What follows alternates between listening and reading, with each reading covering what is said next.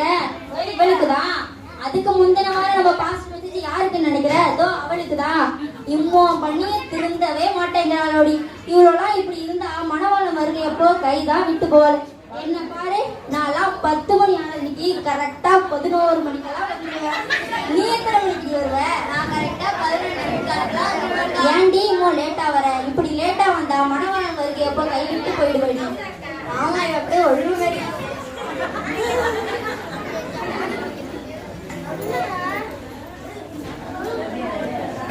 மணவாளம் வராதுன்னா போதும், ஆளுக்கு முன்னாடி கிளம்பி வந்துருவானுங்க.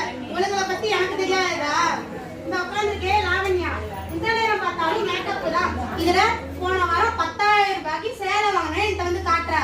நான் என்ன இந்த சேலை கூட வக்கு இல்லாமலா இருக்கேன்? வந்துட்டா மினிக்கிட்டு. இந்த உட்காந்துக்காரையே பரிசுத்த மேரி, பேருதான் பரிசுத்தம். ஆனா நடிப்புல எப்பா ஆஸ்கர் அவார்டு தான் கொடுக்கணும். பரிசுத்தத்துல பரலோகத்தே பிடிச்சா போலயே. இந்த உட்காந்துருக்கே கௌஷிகா, பாஸ்டர் அங்க மெசேஜ் கொடுத்தா இவ இங்க முக்காட போட்டு வேற எவனுக்கோ தான் மெசேஜ் பண்ணிட்டு இருக்கா. இதுல ஆராதனையில ஒண்ணுமே தெரியாத மாதிரி அர்ப்பணித்தேன் அப்படின்னுட்டு